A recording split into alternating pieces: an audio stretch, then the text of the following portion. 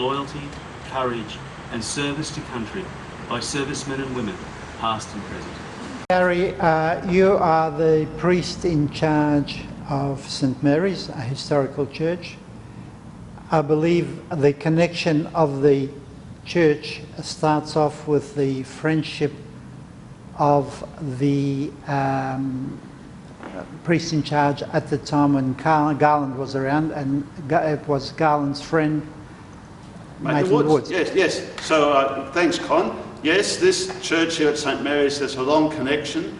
The Reverend, the rector at the time, Maitland Woods, was also a war chaplain, and he had a long association with Canon Garland and came back. So he wasn't the rector here during the First World War, he came back here as a rector, so he'd been as a chaplain. So, but there was a lot of connections with Canon Garland in different places. When the Canon Garland Memorial Society came to you with a request for assistance, what were your thoughts at the time? Oh, well, I was quite surprised, I have to say. I'd seen the Canon Garland Society operating, I'd seen their plans to be in another place, and when they came to me, they were just saying that their initial idea just wasn't working out for a variety of reasons. And because we have a long connection with the Navy here, I was really pleased to be able to offer any help we had and to try and improve the initial idea how it might work best on the site here. You are very, well, shall we say, the initiator of hopefully a new tradition in the church. What is the tradition? Oh, well, it's a continuing of a tradition, really.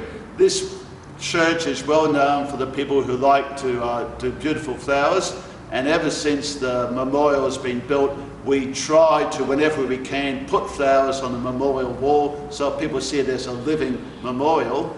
But there is a tradition in which when people get married in a church, they put their bouquet, the bride puts her bouquet on the memorial to the fallen soldiers.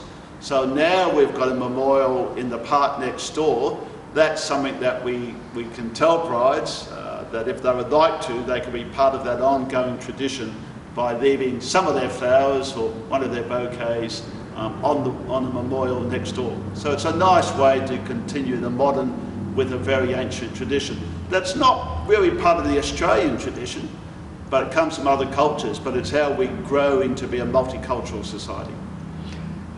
As the priest in charge here, you have been very much instrumental in helping the Canon Garland Memorial Society to promote the memory of Canon Garland. Can you say a couple of words on that? Oh, well, it's mainly the work of the society, but I just saw this as a very worthwhile thing. We've been happy to just work hand in hand with anything that the society would like to do. So, you know, allowing them to meet here, to have services here, it's just part of how we build that history. So now when we have tours of the church, we've added to our history of our tours, go next door and see the Canon Garland Memorial Society. So in all those times, what he does now becomes just part of the extension of what we do as a church. As a priest, as the canon of the Anglican Church, do you see a connection between yourself, Maitland Woods and Garland? Yes, a bit. People become canons for all sorts of different reasons, and obviously we've all been canons. So a canon is a person who's connected with the cathedral. So canons in our diocese have their own particular work, but are then recognised to help with the work of the cathedral. So as part of my work in the cathedral, I'm the priest here, I'm a canon at the cathedral, there's always to make sure that we continue that understanding of, and the cathedral is an important church that honours many of the things in the different wars. So if I can keep that memory alive, that sort of works hand in hand with the work of Maitland Woods and Canon Garland. Maitland Woods is remembered here because they put a bell tower at the eastern end of our church to remember him. So that's always the occasion to help people understand the important work that people did, particularly as chaplains to the soldiers and the people in the Navy and the Air Force, and also what they did after the First World War. So that's all part of the ongoing life of being part of the wider church and being a canon for the wider church. Canon Garland was a champion as well as the architect of ANZAC Day. He was also a champion in providing social services to the returned men, and also was a champion for the refugees. Or what can you tell us about that? There were a whole lot of homes that were holiday homes that were set up in Queensland and other places for soldiers when they came back.